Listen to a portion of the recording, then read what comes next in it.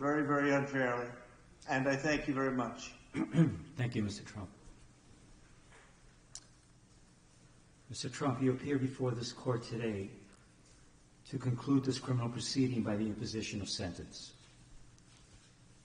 Although I have taken the unusual step of informing you in advance of my inclinations, before imposing sentence, I believe it is important for you, as well as those observing these proceedings, to understand my reasoning for the sentence I am about to impose. The imposition of sentence is one of the most difficult and significant decisions that any criminal court judge is called upon to make. Our legislature sets the parameters for an authorized sentence, but it is a judge that must decide what constitutes a just conclusion to a verdict of guilty. A court is vested with broad discretion in determining what sources or evidence it may consider to arrive at an appropriate sentence. In doing so, the court must consider the facts of the case along with any aggravating or mitigating circumstances. In my time on the bench, I've been called upon to grapple with this weighty responsibility for countless defendants who have been found guilty after trial for an assortment of offenses, ranging from nonviolent Class E felonies to the most heinous of crimes, including homicides, sex trafficking, and child sexual abuse. The task is always difficult and deserving of careful consideration, whether the sentence be an unconditional discharge or incarceration of 25 years to life. However, never before has this court been presented with such a unique and remarkable set of circumstances. Indeed, it can be viewed fairly that this has been a truly extraordinary case. There was unprecedented media attention, public interest, and heightened security involving various agencies. And yet, the trial was a bit of a paradox because once the courtroom doors were closed, the trial itself was no more special, unique, or extraordinary than the other 32 criminal trials that took place in this courthouse at the same exact time. Jury selection was conducted, the same rules of evidence were followed, opening statements were made, witnesses called and cross-examined, evidence presented, summations delivered, the same burden of proof was applied, and a jury made up of ordinary citizens delivered a verdict. And it was all conducted pursuant to the rules of procedure and guided by the law. Of course, part of what made it feel somewhat ordinary was the outstanding work, preparation, and professionalism of the clerks, court officers, court reporters, security personnel, and the entire staff of this building who did their jobs as they would with any other criminal trial. So while one can argue that the trial itself was in many respects somewhat ordinary, the same cannot be said about the circumstances surrounding this sentencing. And that is because of the office you once occupied and which you will soon occupy again.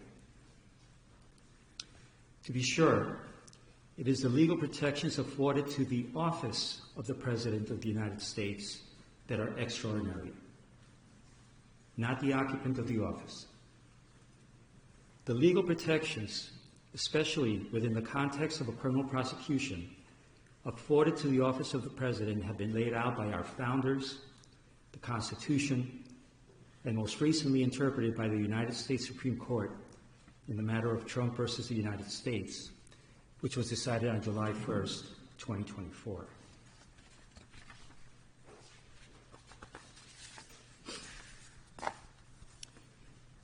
As with every other defendant in your position, it is my obligation to consider any and all aggravating and mitigating factors to inform my decision. Some of those aggravating factors have already been articulated in my Sandoval ruling at the start of this trial and by my recent written decisions on December 16th and January 3rd.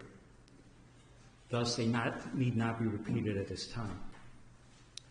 However, the considerable, indeed, extraordinary legal protections afforded by the office of the Chief Executive is a factor that overrides all others. To be clear, the protections afforded the office of the President are not a mitigating factor. They do not reduce the seriousness of the crime or justify its commission in any way. The protections are, however, a legal mandate which, pursuant to the rule of law, this court must respect and follow. However, despite the extraordinary breadth of those protections, one power they do not provide is the power to erase a jury verdict. It is clear from legal precedent, which until July 1st was scarce, that Donald Trump, the ordinary citizen, Donald Trump, the criminal defendant, would not be entitled to such considerable protections. I'm referring to protections that extend well beyond those afforded the average defendant who winds their way through the criminal justice system each day. No, ordinary citizens do not receive those legal protections. It is the office of the President that bestows those far-reaching protections to the office holder.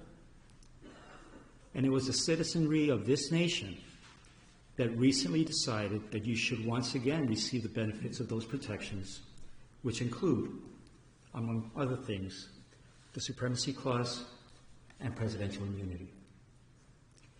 It is through that lens and that reality that this court must determine a lawful sentence. After careful analysis, in obedience to governing mandates, and pursuant to the rule of law, this court has determined that the only lawful sentence that permits entry of a judgment of conviction without encroaching upon the highest office in the land is an unconditional discharge, which the New York State Legislature has determined is a lawful and permissible sentence for the crime of falsifying business records in the first degree. Therefore, at this time, I impose that sentence to cover all 34 counts. Sir, I wish you Godspeed as you assume your second term in office.